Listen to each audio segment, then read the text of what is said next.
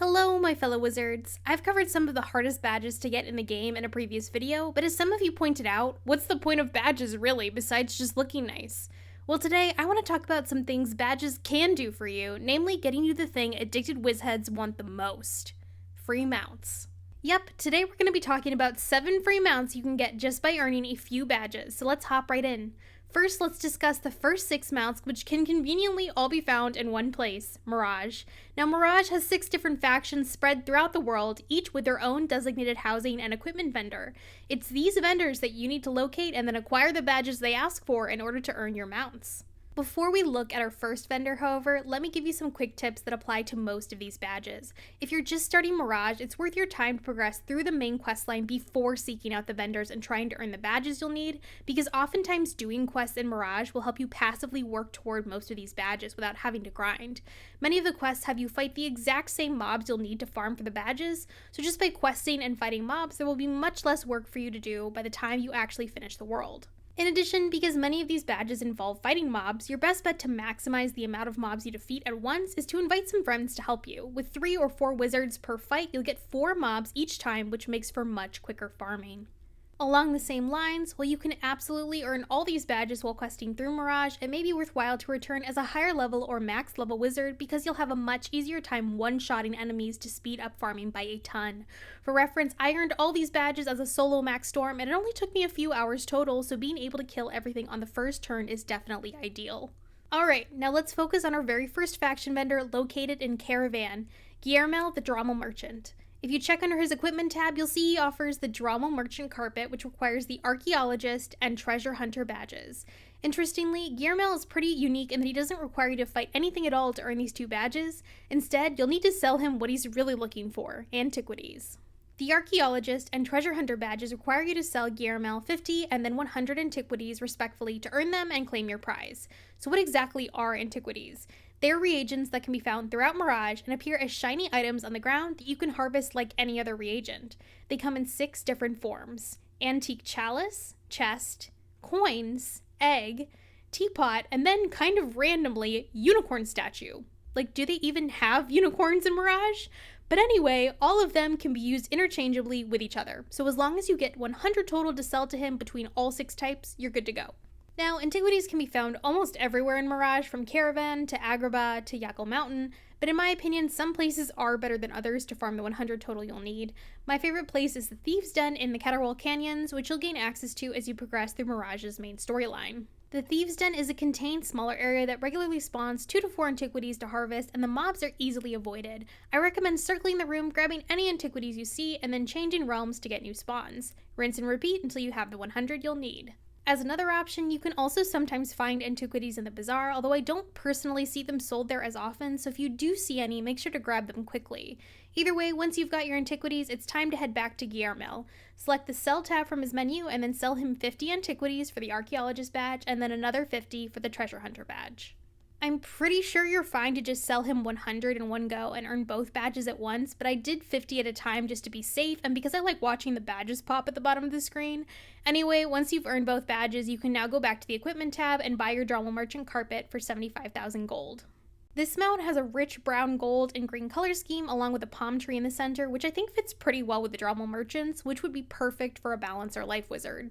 Moving on to our next faction is Robin from the Hoods gang, located in Agrabah. Here we have our first badges that require fighting lots of mobs to earn them. To get the Hoods Magic Carpet, you'll need the Agrobah Enforcer and Agrobah Sheriff badges, which require you to defeat 50 and then 100 ferals, thuggies, or fangs.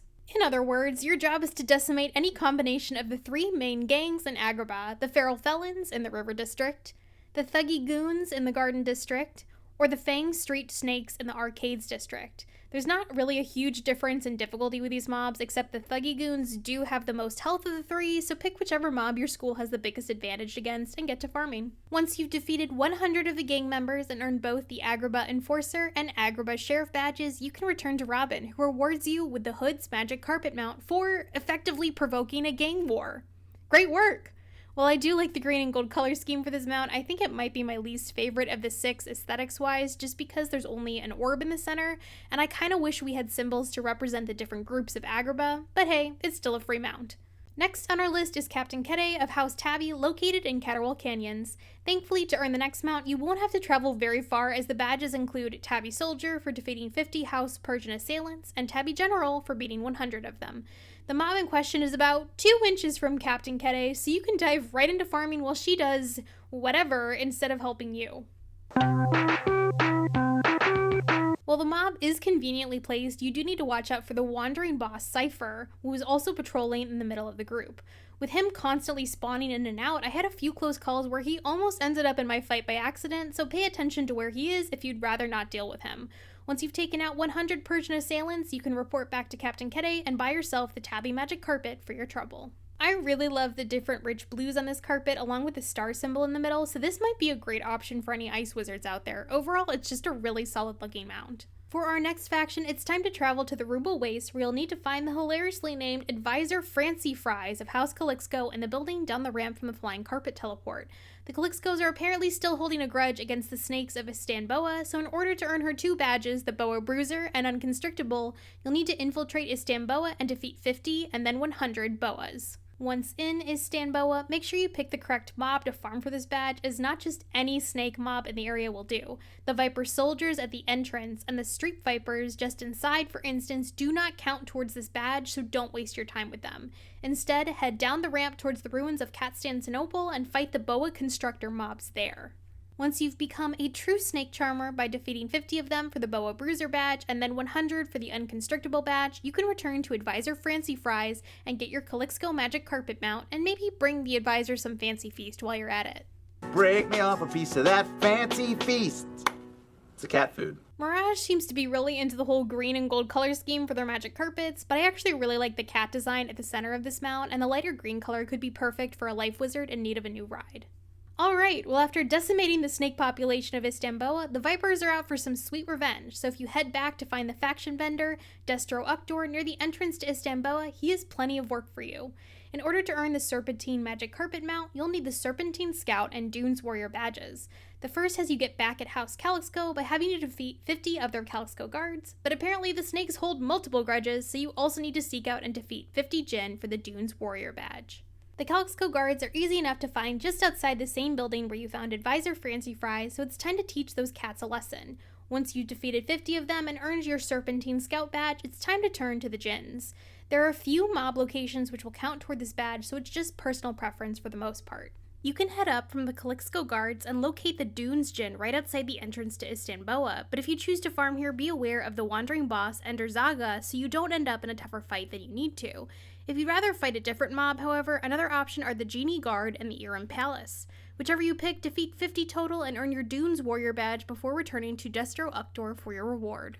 You'll be able to finally buy the Serpentine magic carpet, which I think has the best color scheme of the 6. I love the design of this mount, especially with the eye-catching white, reds, and blues, along with the hissing snake at the center.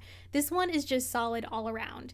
However, if you're feeling like this mount wasn't enough of a reward, you can also always get a handy Dromel Dancer transformation elixir for the low cost of 25 gold, because who doesn't want to look like this all the time? Oh my god! Finally is Prefect Josapat of House Sayameez, located at the basking grounds at the top of Yakel Mountain. The final 2 badges you'll need are the Sayameez Sergeant and Rebellion Crusher badges for beating 50 and then 100 Bombay Rebel Warriors respectively, because it's not enough to beat the rebels, you need to crush their spirits as well. The Bombay Rebel Warriors can be found just down from either elevator in the basking grounds, so get to undermining that rebellion. You know, the one where the rebels are asking for, equality and, better working conditions? I think we may be the bad guys here? Oops. Anyway, once you've beaten 100 of them and gotten your Sayameez Sergeant and Rebellion Crusher badges, you can return to the Prefect and buy your Sayameez magic carpet. This carpet has a combination of maroon, brown, and sandstone colors, along with a symbol for Yakel Mountain at the center, flanked by 6 stars. While I think this is my least favorite for color scheme alone, the design at the center does look really nice, so this may work best for a balance wizard. By now, you should have all 6 of your Mirage magic carpets, and considering all the different colors and designs, this is not a bad haul considering you don't have to pay any crowns and it really doesn't take more than an hour to earn each one. I mean, hey, that's a free mount for every character on your account. But guess what? We're still not done, because I have one more extra special badge related mount for you. For our final free mount, you'll need to travel somewhere which I'm sure all of you are infinitely familiar with, the bazaar in Old Town. However, instead of heading inside, you'll want to talk to the vendor, Derrick Blaze, immediately to the left of the building. I know most of us just rush right past him, but he actually has some interesting stuff for sale, including our last free mount, the sandswarm. You'll only need one badge in order to earn this mount, but this may take a while to get because in order to get the team manager badge, you'll need to help 1,000 teams in the team up kiosk. And yes, that is a lot of team ups for just one mount. However, I like to think of this badge as something you kind of earn passively because let's be honest, you're going to be doing a lot of team ups as you quest throughout the spiral, so think of it as something you're slowly working toward in the background. I earned the badge without even really trying to on my max storm, and getting a free mount out of it was just kind of a nice bonus surprise rather than something I was actively trying to get. So yeah, I wouldn't recommend actually trying to farm team ups just to get this mount, but when you do one day finally see the team manager badge pop up, just know you can go and collect an extra reward for all your hard work. I will say if you do try to do extra team ups to work toward this badge, make sure that the player who initiated the team up is actually in the fight when you win it, or you won't get credit toward the badge. For anyone curious, the mount essentially turns you into a literal sandswarm with rocks and bits of dust and sand rotating around. I think it's a pretty cool effect for your wizard to totally disappear, kind of like you're becoming one with the powers of nature itself rather than simply riding on top of a sandswarm. Obviously, this fits best with a balanced wizard aesthetic, but the animation is really cool regardless of your school, and it's a nice way to show off your accomplishments besides just the team manager badge alone. Alright, my fellow wizards, those are 7 free mounts you can earn through badges. If you enjoyed this video, please consider liking and subscribing, and as always, I hope to see you out there in the spiral, and happy questing.